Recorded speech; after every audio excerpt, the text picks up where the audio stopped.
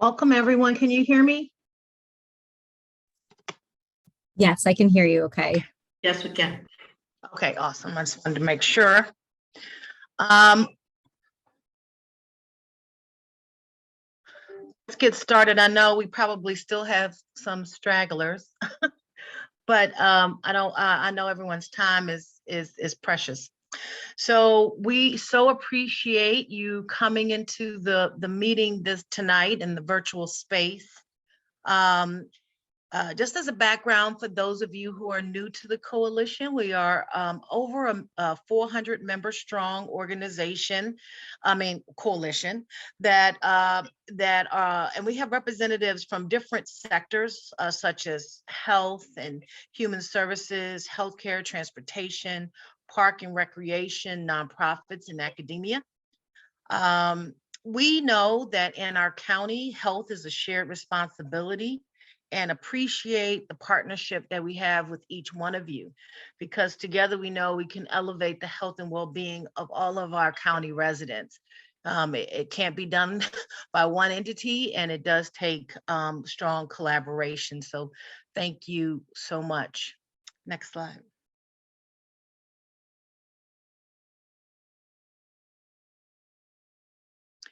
I wanted to review the agenda before we get started this evening.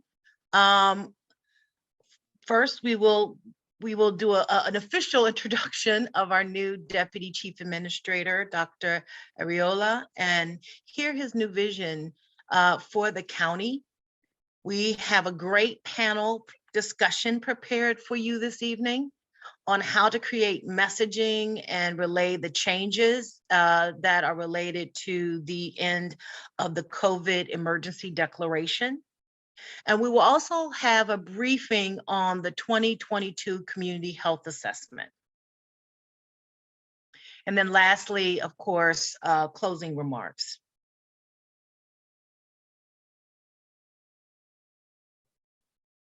Next slide.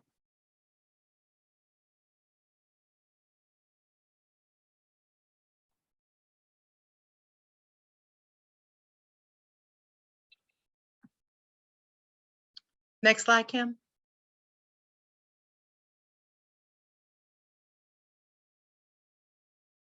I'm not sure who's doing the slides.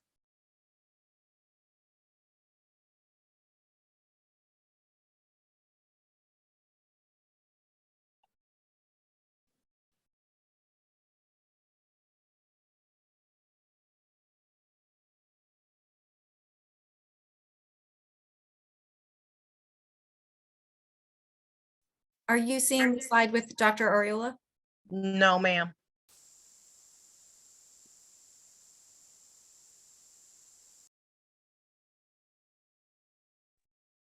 Yeah, all I see is the agenda.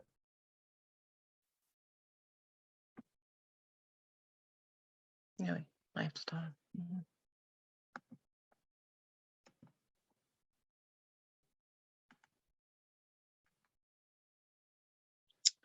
Oh, perfect. There you go. Oh, go back one. Or hold on. Yes. Okay. It brings me with such great pleasure to introduce to everyone. I've had an opportunity to meet with Dr. Areola, and he has such a vast background and experience that he brings to Prince George's County as our new Deputy Chief Administrator and for the Health and Human Services and Education of Prince George's County. So I'll just read his bio.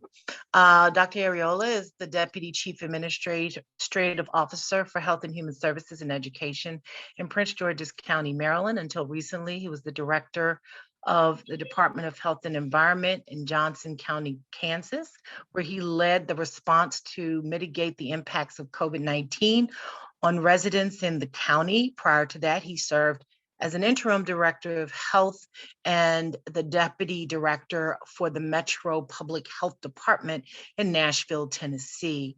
Dr. Areola is a public health generalist who has been involved in aspects of health and all policies, health equity, social determinants of health, public health risk assessments, air toxic assessments, vehicle emissions, air pollution, indoor air quality, pest management, insecticides use in mosquito control, community water fluoridation, fluoridation, and concerns about household chemicals. He is passionate about community involvement and in every aspect of public health decision-making, investigation, interventions, and the need to incorporate principles of health and all policy. He is a former director of the Bureau of Environmental Public Health and a past president of the African Society for Toxicological Sciences, which organizes scientific conferences and environmental health and I don't know why I can't say this word, toxicological issues impacting the African continent around the world, and has partnered with major international agencies to address health issues. He spearheaded the formation of the toxicologists of African origin, special interest groups as a part of the U.S. Society of Toxicology, and TAO focuses on addressing issues impacting communities here in the U.S. Dr. Areola taught environment and health and in industrial hygiene classes at Meharry Medical College for several years, conducts public health community engagement activities, and has been featured in several media outlets addressing public health issues of concern in the community. He has served as an expert witness on public health issues before elected officials and local courts. And he received his Bachelor's of Science degree from, and I will not try to say that, in Nigeria in 1988, and he received his PhD in environmental toxicology from Texas Southern University in Houston, Texas in 1998. He was a postdoctoral fellow in the neuroscience division of Baylor College. So please do, virtually give a round of applause and a welcome to Dr. Areola. Again, we're so excited to have him here. And please, without further ado, Dr. Areola, please move forward with your presentation. Thank you, Dr. Little, for the kind and generous introduction. And it's nice meeting everyone, albeit virtually. Some I have met, and but in general, I look forward to meeting all of you, and I look forward to interacting with you. I have been in Prince George's County for a little over 4 months now, and I've enjoyed every bit of it. I look forward to working with you all, community organizations, to do public health. And public health is very broad, and in my bio, which is really with very minimal updates in the past several years, really does detail my approach to public health. And I am a public health generalist. In really what I mean by that is I have done virtually every aspect of public health. Have been involved at some point or another in my career. And what I do these days is really working to educate, making sure that we work with stakeholders, making sure that we work with elected officials, our partners, and the goal is simple. In our county, in Prince George's County, our goal is to create conditions in every part of the county, every city, where everyone of all ages, of all races, of all sexual orientation, or whatever the classification is, where everyone has the opportunity to be as healthy as they can be. That's really the goal. In that, really, there's a lot of things that's packed into that. And I'm going to try to spend some time unpacking some of that so you get a vision for what we are trying to do and what my approach to public health is. And I think public health is broad, and we have to intentionally understand it as such. We have to intentionally define it as such, and we have to intentionally approach it as such. Somebody's saying that they can't hear that anything. Okay, but others can hear me, I presume. So there's so many things that impact health. The first thing we have to know is that public health, why healthcare is a critical part of it, is not healthcare. And so when I hear people talk about public health and they talk about healthcare, I think it's important to understand the distinction. And the first distinction that I want to make is public health is everything that happens to you before you need to seek healthcare. Think about that. It is whether you have adequate housing. It is whether you have access to good food, adequate food. And I love the makeup of this organization. This is, to me, one of the nicest infrastructure that any community can have. Having a group like this with 400 plus members, and I've looked at some of the agencies that are represented here, and I'm hoping that we can do that. It is tough for you to tell me to be active if in my neighborhood, the sidewalks are not walkable. If in my neighborhood, when I step out, I'm being chased by dogs, vicious dogs. If in my neighborhood, the way that I'm policed depends on what I look like or whether I'm wearing hoodies. If in my neighborhood, gunshots are constantly what I hear. And so that's what I mean by creating environments where everyone can thrive. It is tough for me to eat healthy. And by the way, in public health, we have done a lot of health education. And here's the phrase that I've used: we have beaten health education to death. It's good to do health education, but what's more appropriate is to create a culture of health, to create environments where the healthy option is the easiest option, is the default option. So if you want me to eat healthy, make sure that it's available to me. I can only pick from the options that are available to me. So what we're really trying to do in public health is to put all of these things together, build bridges into the community, build trusted relationships, partner. This is, for us, is what we call the local public health system. It's not just the health department. It's not just the government. It's not-for-profit organization. It's our faith communities, our churches, it's our schools, it's our mosques. It's our FQHC, it's our health systems, all of us collectively working together to create conditions where everyone can be healthy. And so how do we do that? I think we can do that around four main pillars.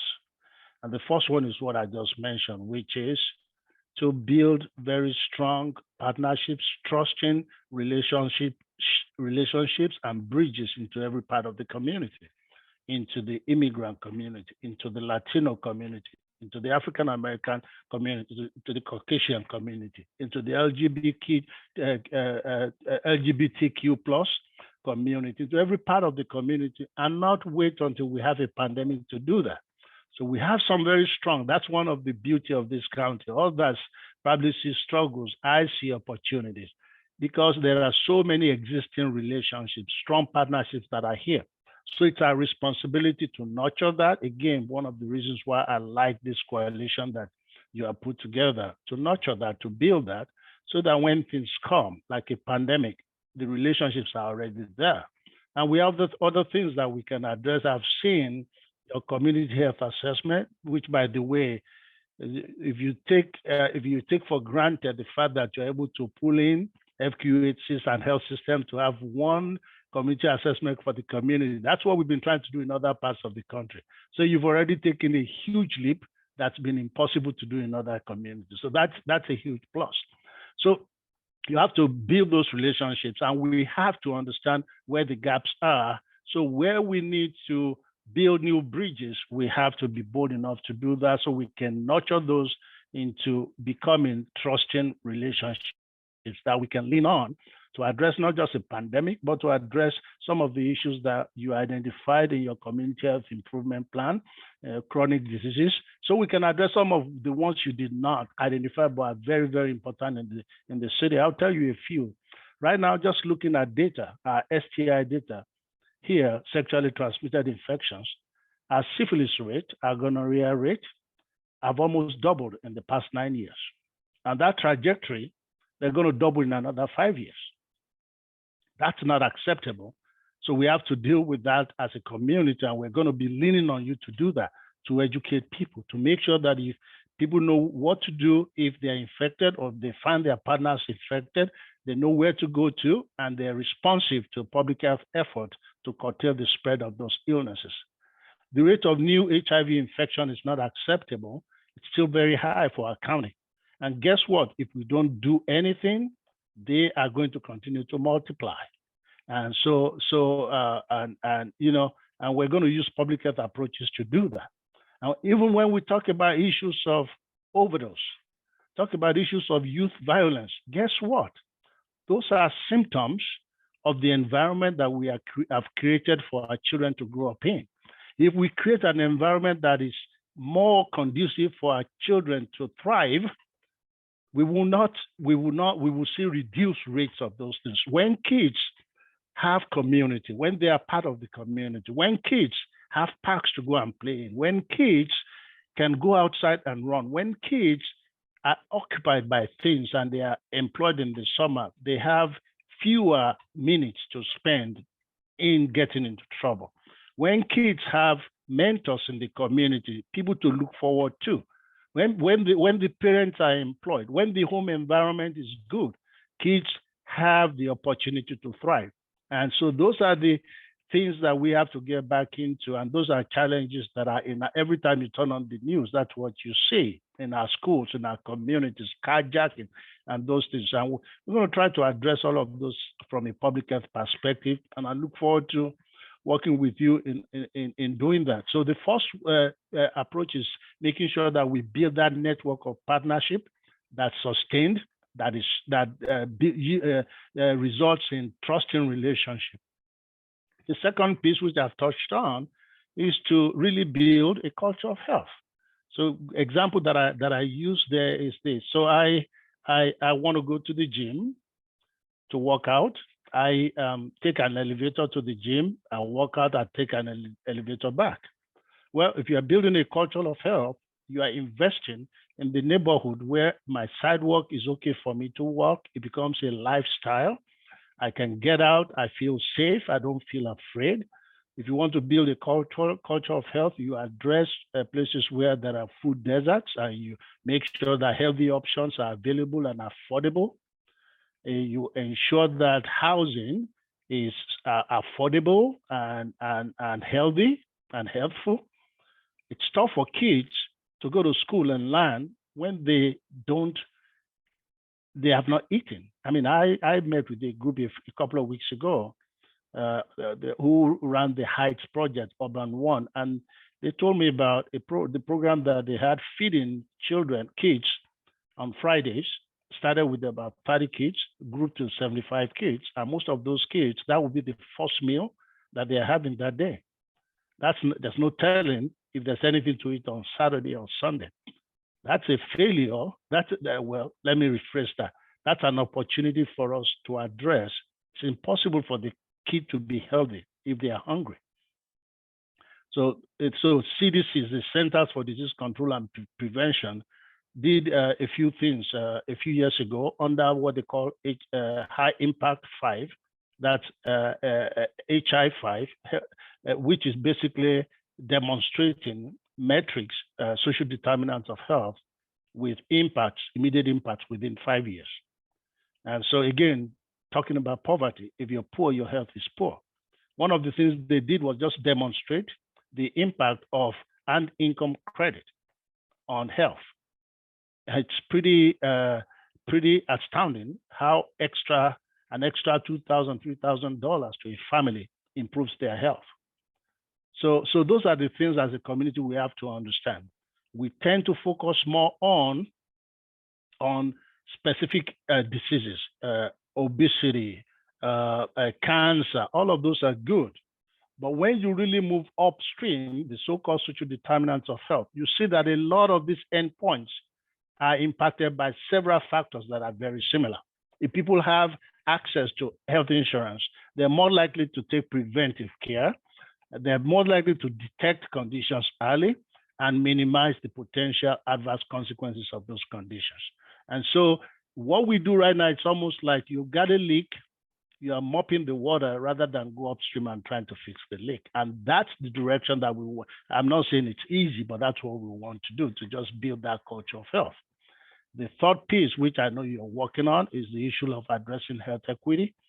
If we say for everyone in the county, it has to mean for everyone, no matter their socioeconomic status, no matter whether they live inside the Beltway or outside the Beltway, no matter how they look, no matter how old they are.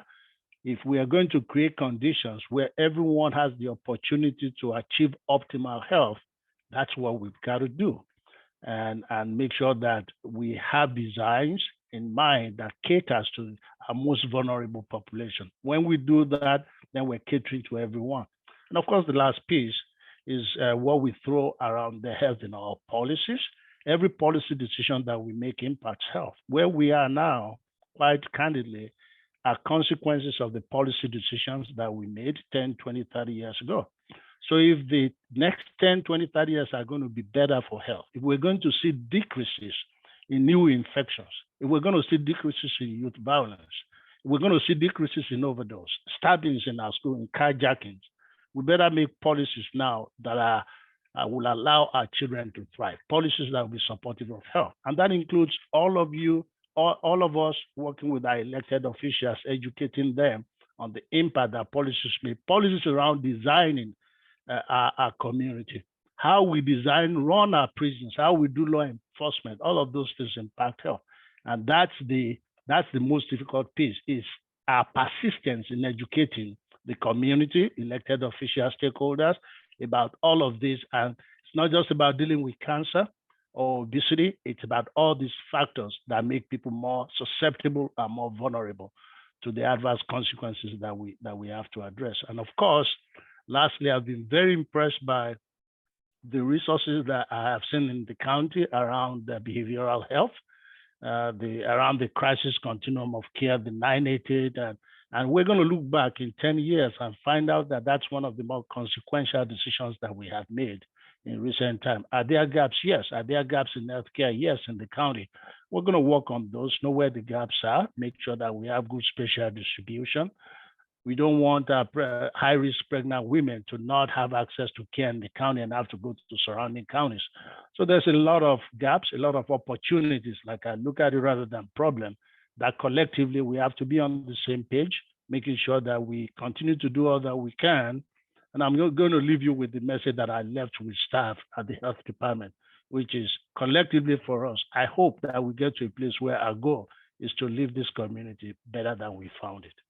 So thank you all. I look forward to working with you, and I'll take a few questions before I go to my next meeting. Thank you so much, Dr. Areola, for joining today. And Are there any questions? And it's okay if there are none, we'll have more opportunities to engage. So Absolutely, absolutely, Dr. Areola. Thank you all. Thanks for having me. Thank you for coming and being a part. All right. So now we're going to move into our panel discussion. But before we get into the panel discussion, I just wanted to give you some background information about what we're going to be talking about today. So, you know, over the past 3 years, almost 3 years to date, there were over 228,000 confirmed cases of COVID in our county, and almost 2 million doses of COVID vaccine administered to over 745,000 residents. And currently our number of daily cases remains well below 100 since early February. So that's the good news, right? But one of the things that we're getting ready to be prepared for as a country is the public health emergency that was declared by the Secretary of the Department of Health and Human Services in late January 2020 has been renewed several times. However, it is scheduled to expire this May. As a matter of fact, May 11th, 2023. And so this national emergency declaration that was issued back in 2020 and was extended by the president until May 11th will send changes in the way in which people get access to COVID testing and services. And so want to have some conversation about the specific details of that transition and how we can consider ways in which as a coalition and as a community, we can prepare our residents who are more marginalized in our community to get the information they need so that they can be as aware as we are in this room, this virtual room, about what's next. So as we think about considerations of how the ending of this declaration is going to impact a couple of things. One is around the health benefits, right? So the Medicaid Disaster Relief State Plan Amendment, some Medicaid waivers and flexibilities will end as of May 11th.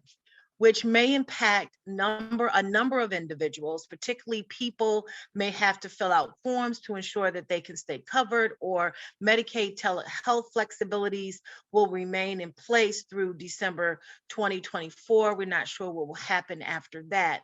There may also, as I said, be some limitations in coverage for vaccines and treatments, as well as access to testing may be compromised. We do for vaccines, the out-of-pocket expenses for certain treatments may change depending on the healthcare coverage, and Medicaid programs will cover COVID treatments without cost sharing through September 30th, 2024.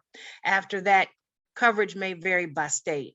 And as it relates to testing, requirement for private insurance to cover COVID tests without cost share for over-the-counter and laboratory tests will end, and Medicaid programs will continue to provide coverage to COVID testing through September 30, 2024. So these are just some of the things that we know are going to be happening shortly. And without further ado, I really want us to think about, what's the longevity of the emergency declaration as it impacts our community, access to resources, expansion to Medicaid, and, has really become the new norm. And so when things become the new norm, they also become the expectation, right? And so we decided to bring together a panel of experts who work in this space, who really have an understanding of, number one, how we communicate this kind of information to people in our community, what's happening on the ground, if you will, through our federally qualified health centers, and then how we're reaching out to our non-English speaking communities, our immigrant communities, and marginalized communities. So I'd like to introduce, I'd like to consider all of these people my friends. I'm so excited to see Dr. Barr's face actually in this room today. So Dr. Cynthia Barr, she is the chair. Please don't read all this, Dr. Little. We want to get to the conversation. Okay, so okay. I'm here. I gotta make I'm sure here. they know who you are. I gotta make sure. I'm in the house, so let's go on. Okay, she's modest. Dr. Soyana Barker from La Clínica del Pueblo, and she's the Chief of Programs and Community Services. And Dr. Michelle LaRue, my partner in crime with our COVID vaccine clinic a year ago. And she is the Health and Human Service Director at Casa de Maryland. So without further ado, I'm gonna let you guys get started. Dr. Barr is ready to go. So I'm gonna be quiet and mute myself. Thank you all so much for joining. And we are going to go ahead and start out with some of our questions today. So as we know, information sharing has been pivotal throughout the COVID pandemic response. what do you feel are the biggest lessons learned when considering communicating with the public, and how can we use that information for future messaging? Well, I guess I'll go first. And it's great to see my friends Suyana and Michelle again. Haven't seen you guys in a while. But I think, this is a very savvy group about health literacy, right? This coalition's been talking about health literacy for years now. So no one is surprised about how confused everyone was during COVID and how confused they still are. But I think, for me, COVID just, retaught a lot of people the lesson that simplicity is better, but simplicity plus explanation, right? So you can't distill the message down to vaccines are safe and hope that's going to carry the day, right? So that's a 3-word message, vaccines are safe, but that was not informative or persuasive to a lot of people. So I think, it's really striking that balance between very clear and simple messages, but also that clear and simple explanation and extended conversation that a lot of people, need around not just COVID, but a lot of health topics overall.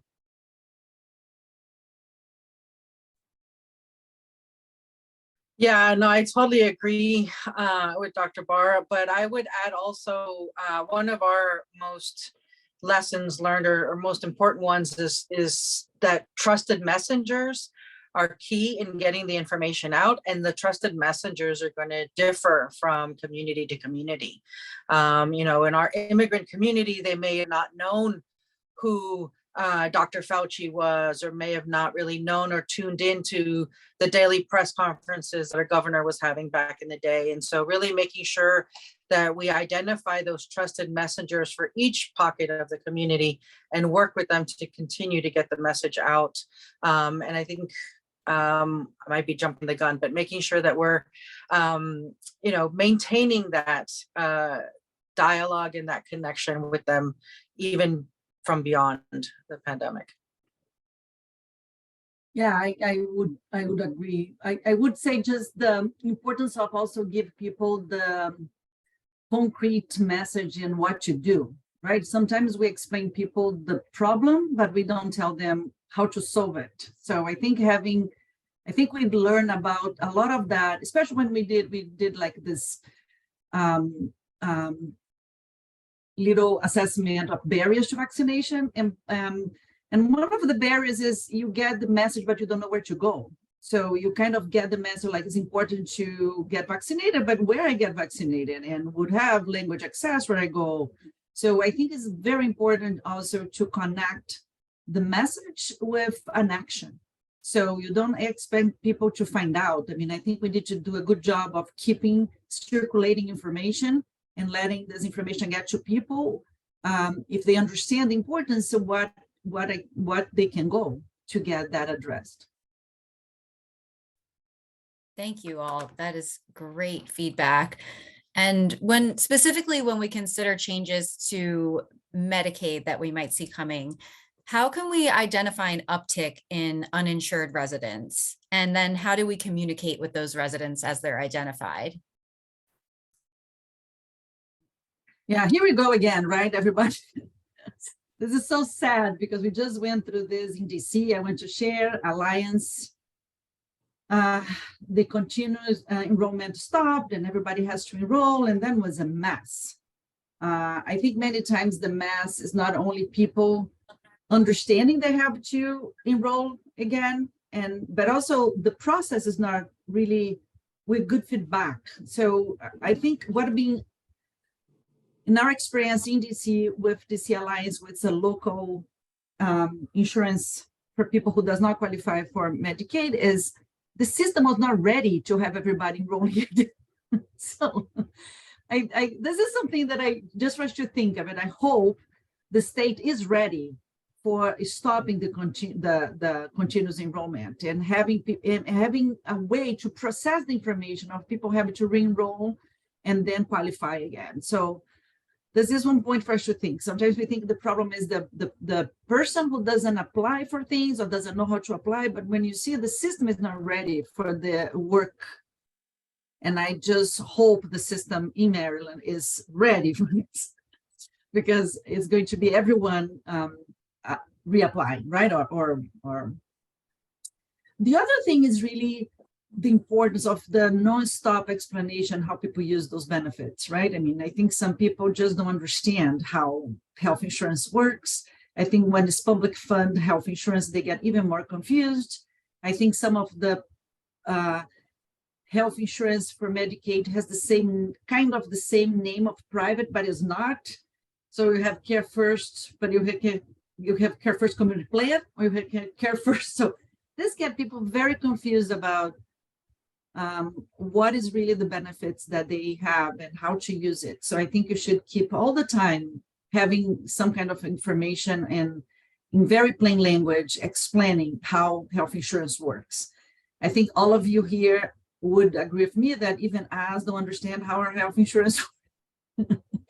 So no matter how long you have the same health insurance, so it's very complex. And I think we should put a lot of energy on creating plain language to explain people benefit and what they have already in favor, right, to take care of their health. Totally agree. I would go back to one of Suyana's earlier points as well, is making sure we have like what are the next steps.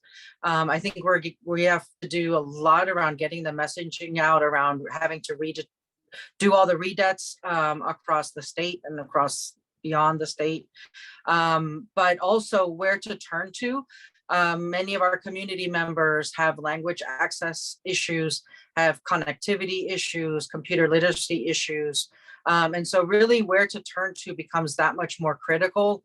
It's not always just a website, or the local DSS, but also community partners, and working with the community clinics, to identify who really needs to do that redebt right away. I think we're going to get an onslaught of people, but here in Prince George's County too, we have a great network of certified ACA navigators run under DSS's leadership. And so really making sure to tap into that. We have a local hotline just for Prince George's County, making sure that's well staffed and we get the message out and connect as many people as we can to this information. But I think this also goes beyond even just the changes in Medicaid. We have a lot of changes recently in the immigration landscape. We've seen new countries gain TPS designation. We saw it with Venezuela almost about a year ago. We saw it with Cameroon very recently. We've seen it with some other countries. And these are people who would be newly eligible for QHPs. And so really making sure to get the word out of what all the different options are for health insurance, especially with the immigrant communities. As we know, within even just one family, we have a multitude of different statuses. And so making sure that we are doing individualized screenings and eligibility screenings with the community at large to know what they might be eligible for, as well as looking at options for those that aren't eligible for any of the current programs and seeing how we can support them to have access to care as well. Yeah, totally agree with my colleagues. And I guess I would just add, when I saw that question as part of this discussion, I thought about two things. One, I had been on a work group early in 2022, 2023, that involved all the insurers in the state, and they were talking about language related to a particular benefit. And what was really illuminating for me was just how they, from the insurance side, from the commercial side, thought about their different lines of business and the language that differs from which type of insurance you have, even within Care First or within Aetna or within Cigna or any of or whatever, Kaiser. And so that was one thing, because we know that even if you teach people words like deductible and copay in plain language, when you move from one insurance plan to another, those benefits can really differ. And so it's not enough to know the terms. You really have to understand, like, what's the coverage that you're buying. And I saw that with my own daughter, who in 2021 moved between my insurance, being on the exchange for a month, and then moving to our own coverage through an employer, all with the same calendar year. And it was just a mess in terms of trying to figure out like what benefits were actually being provided. So I think just also being aware that people need to know more than the terms. They really need to understand like insurance kind of as a product is going to differ. It's not, you know, a TV is not a TV is a TV, right? These are very different kinds of products sometimes, and that's not always obvious to people. Thank you very much. And we know that some partners might be more impacted with the change of insurance coverage. What support do you think those partners could use to reach residents through this transition?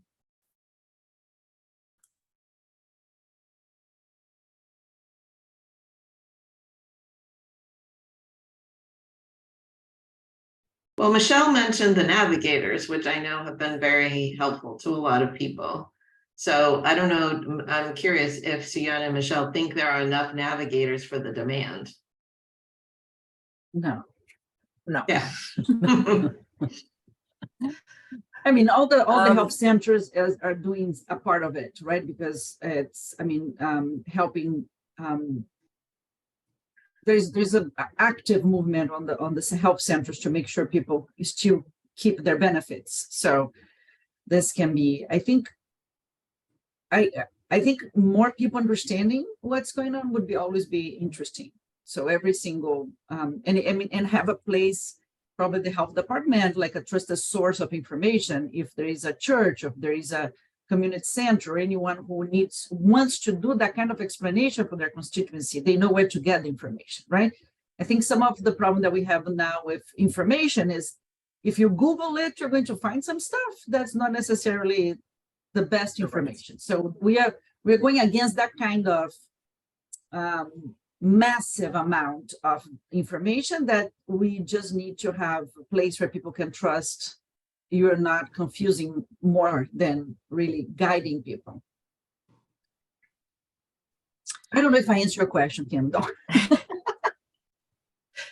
I think one key support would be, and I applaud that the county has done a lot of work around increasing the pool of community health workers in the county, and really making sure that we use this marvelous resource to get the word out to the different sectors of the community.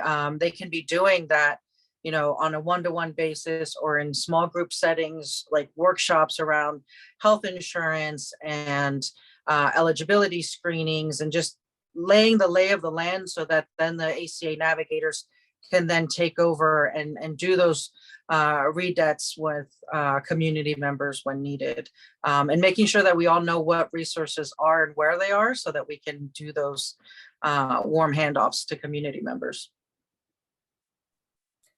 And you started touching on this by identifying what resources are available and where are they. So we know, we keep hearing that COVID vaccinations, testing and treatment is still going to be available after the change, but we might see some changes to accessibility in terms of the costs and the penetration of those resources. How do you think we as a county can identify those gaps in resources availability sooner? I think one of the first steps is to talk to community partners, like the gathering we have here. I think, you know, we have great sources of information just around this table, virtual table, you know, just of what's available, you know, where people can turn to. For instance, CASA, we're still hosting vaccine clinics. And we know that this is critical for our community, especially those that are uninsured. As these resources die down, it's going to become that much more vital to not only have them, you know, at all, but within the heart of the community that we're serving, because we know transportation, language, and there's so many other barriers. But just for instance, like, you know, I know a lot of people, oh, just go to the pharmacy, they can do it there. But oftentimes it requires an online appointment to do it in a pharmacy. That's not something our community can easily navigate. Oftentimes in that form online, they ask for either health insurance information or social security number, and they're not even able to make the appointment. And we've know of other community members that have been turned away from these larger commercial options that I think are going to be available for a long time, and that will be great resource for some, but it won't be for all. And so making sure that when we do stand up these large efforts, that we don't inadvertently put up barriers for other sectors in the community that won't be able to access those. Yeah, I totally agree with Michelle. And I would think also to us to understand vaccination as a public health issue, not clinical medical care. So because we need to understand vaccinations as preventive in a way that was supposed to be close to where people live, in places that people trust, and empower people to, not empower people is empowered, but give the tools for people to exercise what they know already. I think when we think about vaccination as a medication is a problem, right? Because we're not talking about medication, we're talking about a prevention. And this should be just available without barriers all the time. I think we passed the testing. We know now the testing is not the most important. When we didn't have a vaccine, testing was very important. I think we still need data on this, but more important really for we stop really the transmission is having people vaccinated. If we stop the vaccination level, that's when we're going to need all this, right? I mean, so I think it would be really hard for health centers to open up again to serve people that are not their clients already on their, as many of us did before. I think it's the tendency more is back to take care of the caseload that we have, right, in each health center. So we need spaces where people can find vaccination. I think it's a great thing for the health department to think, right? This is an important role of health departments to promote that kind of access to preventive services. So, and also all of us in partnership, right? The good thing is not having that done only by a typical provider would help us to have people vaccinated. So and promote primary care. Sorry, yeah. sorry. Oh, no, sorry. Go ahead. I was just gonna say, I'm sure Suyana and Michelle know this, but maybe some of the other people in the coalition don't. But you potentially have partnerships, untapped partnerships with the oral health providers in the state because of the new dental benefit for adult Medicaid. And so they're going to have to do a lot of promotion and outreach around that new benefit. And so that I know that, my colleagues from the oral health perspective are very committed to dental medical integration. And so if that's a new, that's going to be a very valuable service to people, assuming a lot of these other factors like transportation, accessibility, et cetera, that we know have to be addressed. But that could be another avenue that people haven't had in the past because of this new dental benefit. That's a great point. We actually just had the Maryland Dental Coalition hop onto our health equity call a couple of weeks ago, and it's a great opportunity to spread additional messaging. So thank you so much for that. And I know we have a tight time constraint. So I just want to make sure we get to our last question, and I'll tie them both together. Is your organization taking any specific steps to prepare for these changes? And what recommendations do you have for the health department and other partners to consider while they prepare their messages to the public? I think this is an amazing question. I think this really sets the tone moving forward. So I did mention the expanded promotoras de salud here in the county. We've been working with Caitlin and with the health department on getting this messaging out. And I think this is a great resource, and that's something that we should continue to do so. At CASA, we've also been using new technologies. I think one silver lining that's come out of the pandemic has just been the boom in all these different technologies and platforms that we've been using, and community's comfort level with these platforms as well. And so, we are exploring using a mass texting software. Specifically, we're using Hustle. And so using that to get messaging out around health. There's been a lot of WhatsApp groups that have been formed, especially even amongst promotoras de salud, to share resources, to ask questions as they come up when they are doing outreach. I think that's a great way to get the information out, because you're getting it out to people who get it out. And so the bandwidth is beyond just the list of those that are in that chat. And just utilizing social media more than we have. I know CASA's as a whole has been very big at using their different platforms, but we haven't really tapped into it for public health messaging as much as I would like. So looking more into all of that. And then I think, during the pandemic, there's been a lot of partnerships, a lot of coalitions, as things were moving so quickly to stay up to date on everything. As so there were so many moving parts and moving so quickly. And I would love to see that interconnectivity continue even beyond, and see how we can even build more on top of that. And so coalitions like this one, still sharing information, still having these discussions far beyond the pandemic, I think will be critical.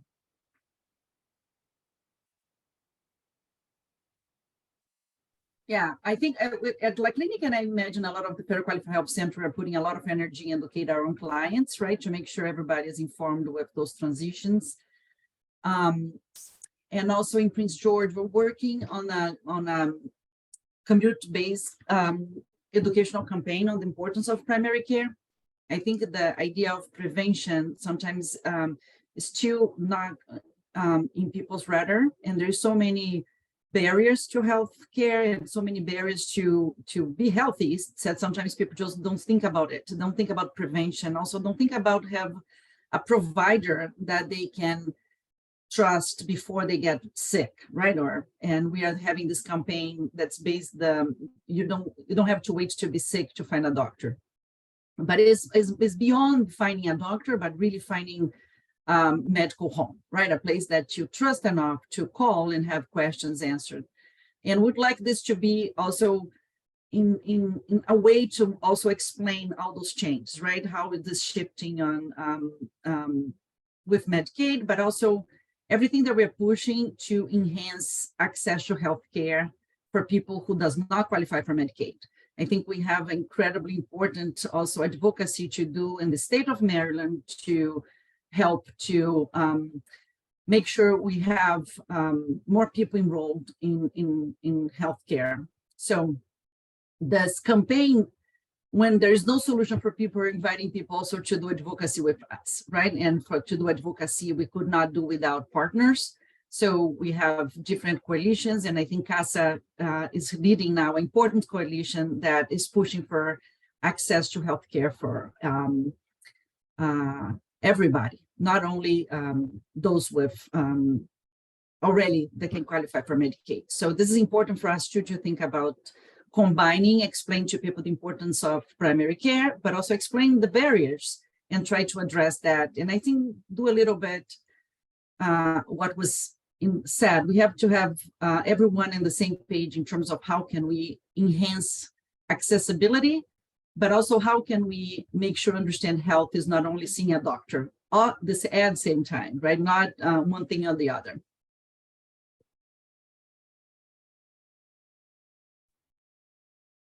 Thank you. And I'm not sure if we still have Dr. Bauer on. Yes, I would just endorse everything my colleague said. I guess the one thing I might add is, at the beginning of the pandemic, there was a lot of, not here necessarily, but in other places and in many like sort of after action meetings I've been in, a lot of tisking over like, there was not enough community engagement and whatnot, and, as we know, funding, community engagement tends to rise and fall with funding, right? So there was a lot of funding that was flowing into community health worker programs, into grant programs, the Advancing Health Literacy Grant Program. I would say I did a back of a napkin calculation. My guess is that the federal government put more than $5 billion into communication and outreach. And, you know, we've never seen that kind of investment in this. And now it's going to go away in large part, right? A lot of those grant programs aren't going to exist. And so I think that's going to be the challenge is, what does community engagement look like when we don't have all of that money available to fund the community health workers, to fund the outreach, to fund the communication? Can we come up with ways to keep this going? Because we know that these are going to be the same networks and relationships and partnerships we're going to need for the next thing, whatever the next thing is. And so I think that's what I spend a lot of time thinking about. And what we're trying to do at the Horowitz Center is really continue to foster the community engagement and the community building with health literacy at the core. Thank you so much. That is such an important message, and we really appreciate all three of you for joining today and sharing and helping to get the community prepared for these changes in May. Thank you so much. And I'm actually going to be meeting with the Midshore LHIC tomorrow. So, and with Garrett County LHIC next week. So is it okay if I carry greetings from the Prince George's Coalition out to your sister coalition? Absolutely. Okay. Great. Absolutely. Thank you all so much. It was a really rich discussion. I'm hoping that there will be some percolating of ideas when we leave tonight, and we can think about how we can support our community around just the changes that are coming, and making sure that our, you know, especially communities who are marginalized and don't have access to a lot of information, get the information they need from the organizations that are represented in this coalition. So let's move on to our community health. Thank you again, panel members. Let's move on to Jacob Riley, who will be doing an overview of our community health assessment. He's the manager of the Office of Assessment and Planning at the Health Department. So I'm assuming, Kim, Jacob is on. I don't see. Yes, I am. Thank you, Dr. Little. How are you? I'm Okay. good. Thank you so much, and we look forward to your presentation. Thank you. Yeah, so I am fairly new to the area. I started as a senior epidemiologist here at Prince George's County in October. And one of the first things that I got to work on was kind of finalizing the community health assessment, which is a great way to familiarize yourself with the community and the excellent work being done around here. So now I'll just the plan is to give you a kind of a summary of what's in the community health assessment, and then we'll kind of go through and give a few examples of the different materials that you can find inside. And then we'll talk about kind of next steps and where we go from here. And then there should be some time for questions at the end. And I do have a lot of slides, so I'm going to fly through them pretty quick. So feel free to just throw questions up in the chat as you have them.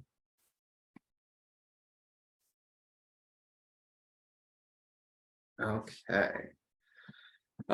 So the community health assessment was done with the local area hospitals and the Prince George's County Health Department. And then I know there was also a lot of close work done with the coalition. And we used the same 4 priority areas that were designated in the 2019 community health assessment. And those were the social determinants of health, behavioral health, obesity and metabolic syndrome, and cancer. And so to just kind of give you an overview of the process, the goal, we use the mobilizing for action through planning and partnerships, the MAP framework, and kind of the goal of that is to maximize community input. And so one of the ways that we did that was for the community resident survey, we made sure that was available in English, Spanish, and French. We also reached out to community experts through key informant interviews, which was kind of a narrative interview, as well as the community expert survey, which really mirrored the community resident survey. So you could kind of compare what the residents versus the experts said. We also utilized existing data, large data sets, state data sets, national data sets to kind of get our rates and numbers and be able to compare ourselves to other jurisdictions.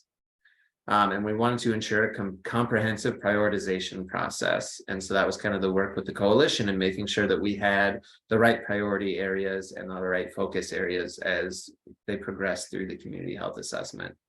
And kind of through all this, they kept the goal in mind of a community focused on health and wellness for all. And that seems like a pretty broad statement, but it is important. And it's important to have that statement because without it, it is really easy to get lost in the weeds as you're kind of going through such a large comprehensive process like this.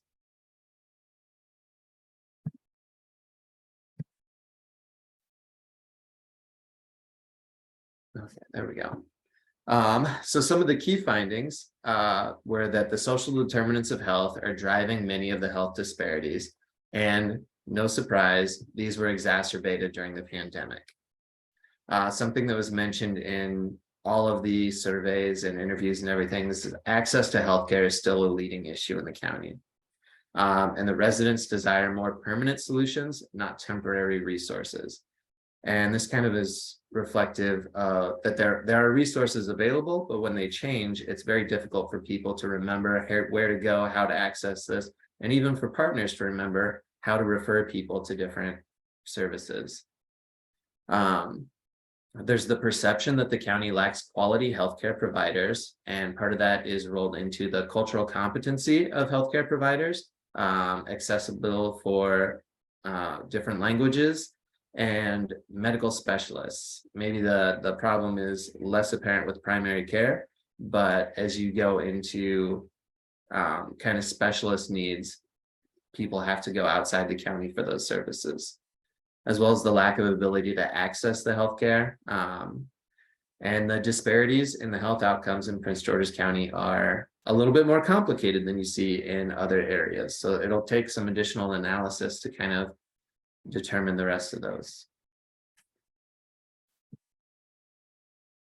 Okay. So the leading health challenges that were identified were chronic conditions, heart disease, diabetes, stroke, behavioral health needs, and the fact that these often overlap with other systems and are compounded by other unmet needs, such as jobs, housing, childcare, things of that nature. One thing that was very apparent is that the population is growing, but it is also aging. And while many issues have improved, we still have significant disparities. So it was very good to see most of the things from 2019 to 2022, the needle was moving in the right direction. There is some good progress being made. So kudos to everyone for that. And the recommendations. So COVID-19 is, it definitely raised awareness of public health, and it's important to capitalize on that attention and then kind of pivot and focus that attention on other health issues now. And that means reaching out to the community, to public, to leaders, to the decision makers, to funders, and increasing funds for public health. Increasing care coordination resources. And I know a lot of efforts are being made in that with the expansion of community health workers, attracting a culturally diverse healthcare workforce. And again, related to aging, planning now for services needed for future seniors so that they can safely age in our communities. They don't have to move elsewhere, and we don't have to be scrambling to fill unmet needs. We already have those things in place. And then, as always, we can always use more partnerships and collaborative efforts. So it's great to see everyone here on the coalition, and I look forward to continuing to work with you all. Okay, so now we're just going to quickly breeze through what is actually in the community health assessment, because it is 226 pages of awesome. And it is just astounding that this was completed in the first place with COVID-19 and all of the work that had to be done to address that. That's something this well done and this large and comprehensive was able to be completed. And that's a testament to the health department, to the coalition, to our partners, and to the community overall. So let's see. So kind of the first section goes over the 4 main priority areas. And it'll have boxes like this that kind of give overviews of the population, full of a lot of graphs. It gives nice, succinct highlights. And it'll talk about things like access to care, health insurance, poverty, transportation. And so it always will have some graphs along with a little bit of narrative information to kind of explain the material found throughout there. And so here you can see the provider to resident ratios, one primary care provider to every 1,890 residents, one dentist to every 1,570. As well as with the health insurance, you can see we're a little bit below Maryland's average in a lot of those areas, especially the 26 to 44.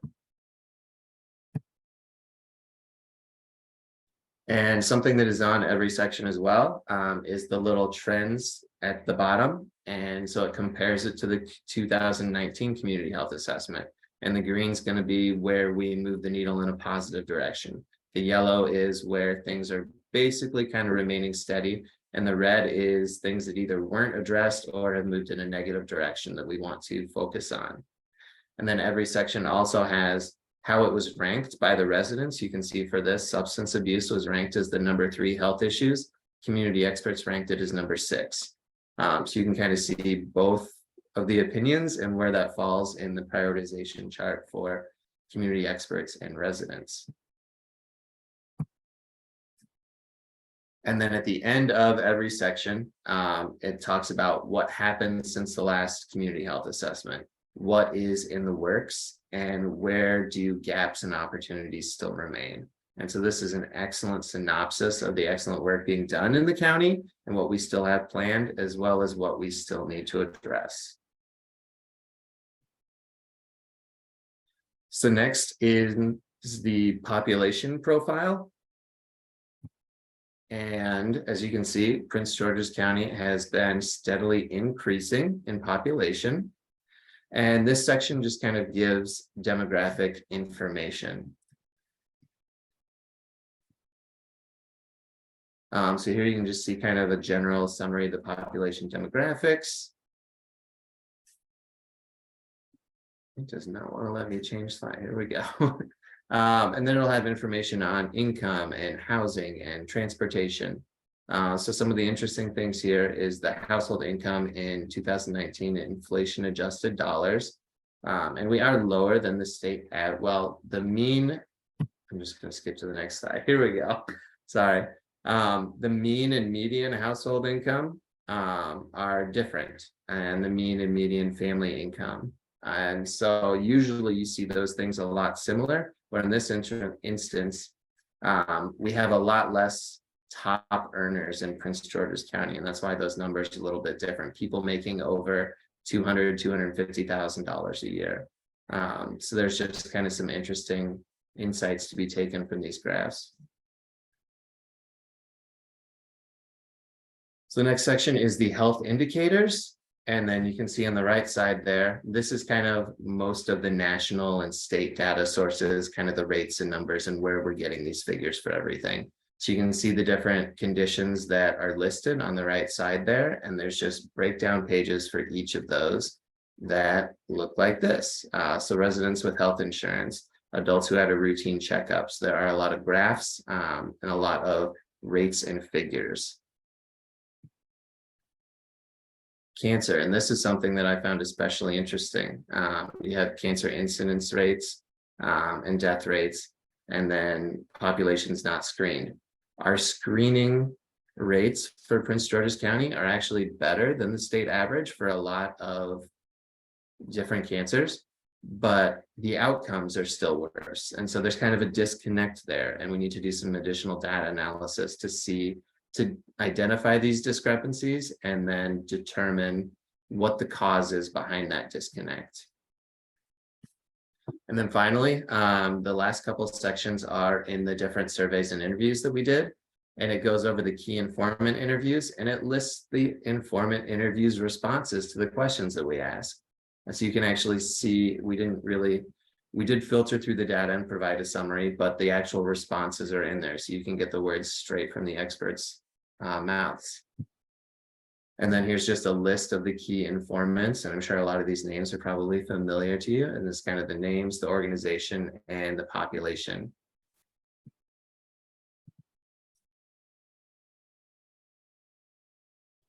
The community expert survey, we sent it out to 100 participants and got 27 responses, which again, I mean, during COVID, it's amazing that anybody had the time to go above and beyond what they're already doing to respond to this. So it's great to have that participation. And every question, you can see the full responses from the group. And this question 1 was just kind of what do you think are the 3 most important factors that define a healthy community? And the community expert said access to care, healthy behaviors and lifestyles, and affordable housing. And then there are also, where there were options to kind of fill out a narrative box, there are those responses in the document as well. And then the community resident survey, again, this mirrored the community expert survey. And it was distributed as a convenience sample. We had 118 participants, and the analysis for this was a little different. We did have 12 people who completed the survey in Spanish. And so there are the overall results, but they're also split into English speaking and Spanish speaking, because there is a difference in some of the responses to the questions.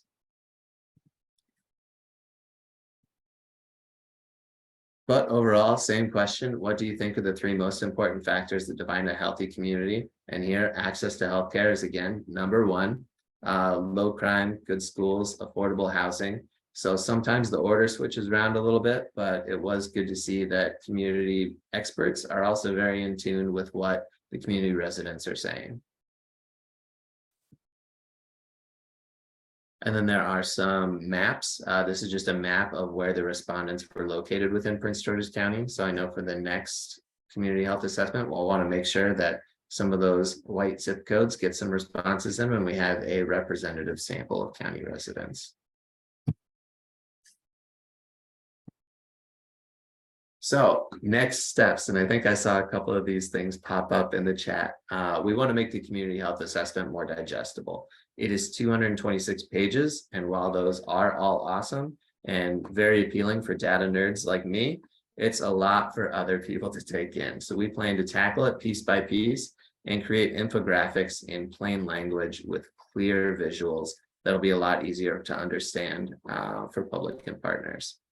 And then we do need to explore inconsistencies and kind of form an overall narrative. Why are the cancer screening rates not leading to better outcomes? Where is that disconnect and how can we fix it? And that's going to roll into the health improvement plan, which is really going to be closely tied with the coalition work. We need your help to prioritize the problems and create solutions and create an action plan. We have this great document that identifies all of these issues, but we can't fix them all. We need to prioritize and we need to come up with ways to do this, ways to address these things. And then as we get that done, we'll be providing regular updates. Instead of just once every 3 years, we'll want everybody to know, what have we done this past year, this past 6 months? How are we making progress? What have we accomplished? What do we still need to do? Making sure that we're hitting those milestones and making good progress and making the community a healthier place. And final slide. So this is where the community health assessment can be accessed. It is on the PGC Health Zone website under the Healthcare Action Coalition tab. You can also find it on the health department's website, and the link is there. And I believe the slides will be sent out. Is that right, Kim? Okay. Yes, that is correct. We will share the slides with everyone, and we'll have the recording of this meeting available as well. Perfect. Sorry, I know I went through that very quick, but if anybody has some questions. I think we did get 1 or 2. Amber, did you have any questions for us to share? So largely we've got questions like pamphlets, flyers, infographics. Jake addressed that we'll be working on those things. The health assessment will be on the Health Zone site, and Ray also shared it in the chat. It looks like, though, we have a question from Sharon about representation from the southern portion of the county. Yes, and so I don't know why it was a convenient sample. I think it was just available online, and so there could have been a little bit more done to do a targeted sample, but I think during COVID, it was very difficult to kind of make those extra efforts to make sure we had a full representation of everyone in the county. So that will be something that we want to work on for future iterations and make sure that everyone's represented. Yeah. We also had talked about in our planning sessions how we were surprised there weren't very many responses overall, period. So something we'll be working on as well, marketing, getting it out there. And I imagine a lot of that is COVID fatigue as well by the community. I mean, there were a lot of surveys going out from everybody. What do you need for COVID? What do you think? How do you do this? How do you feel about vaccines? I'm sure survey fatigue impacted that as well. I think that's also, it's a really good opportunity for us to tie in some of the messages and ideas from the panelists today, is just how to reach different groups and using different types of media and utilizing all of our partners to really expand our voice and allow them to speak to us as well. All right, any additional questions? All right, thank you so much, Jake, for sharing today. This is really valuable information. Thank you. Thank you so much, Jake. Okay, let's move on to the work group engagement update. We just want to continue engaging the community through the support of our 3 work groups that we have. These work groups directly address the priorities of our community health assessment. And we have put, or Kim will put, a Microsoft form in the chat, and this will allow you, if you have interest, to express your interest in all of the work groups or a particular work group that you would like to work on some of the initiatives that they have going on. So I want to first thank Anthony Nolan, the Division Chief and Special Programs Division of Department of Parks and Recreation. He is one of our co-chairs for the Healthy Eating, Active Living. And then Jessica Moyes, and if I've pronounced your name wrong, don't hold it to my heart. And she is the Vice President of Health for the American Heart Association. And they meet on the first Wednesday of every month from 12 to 1 p.m.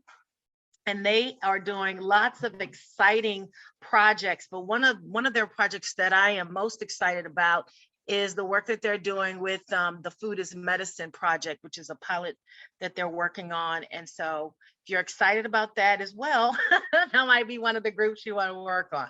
Okay, we also have our health equity group, which is co-chaired by Phyllis Slade Martin. And I think is that Ari Holland Baldwin is also acting as a co-chair for health equity. Is that true, Kim? It was, but Ari has taken a new opportunity. So right now we have Dr. Slade Martin leading the health equity group. All righty, so that's a slot open, and that's a lot of exciting work.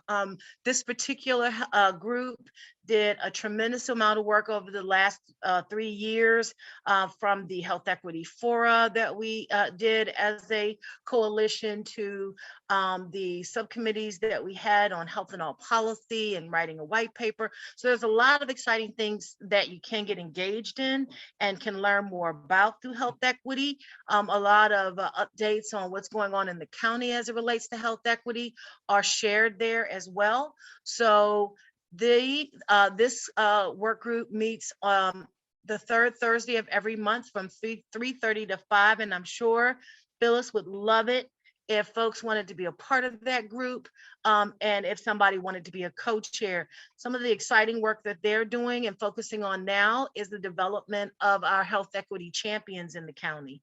So hopefully that makes you want to learn more about the health equity champions, and you'll reach out.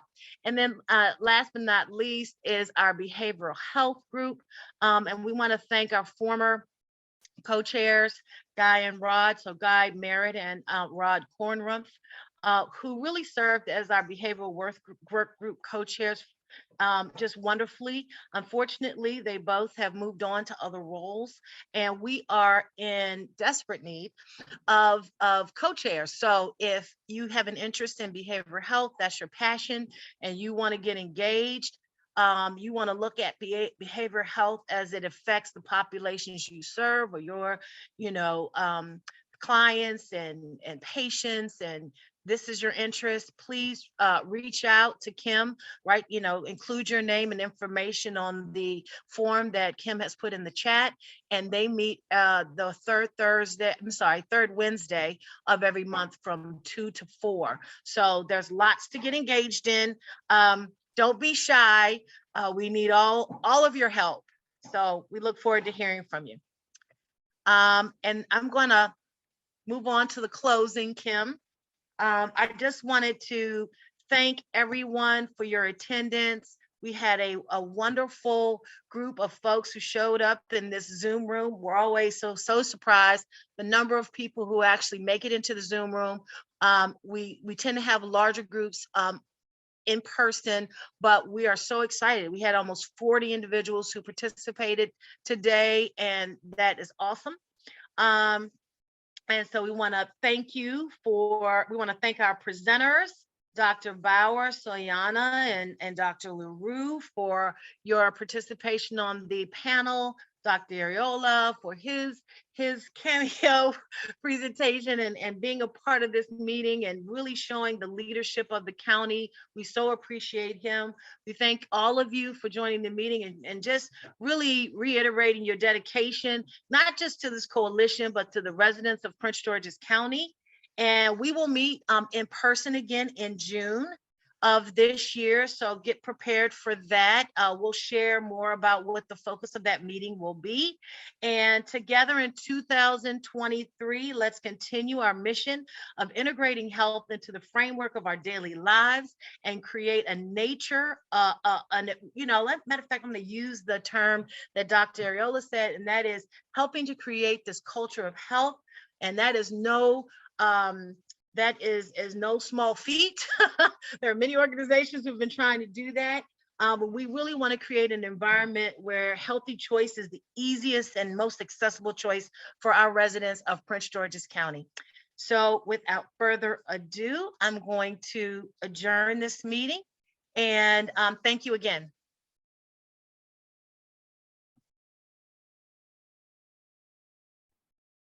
Have a good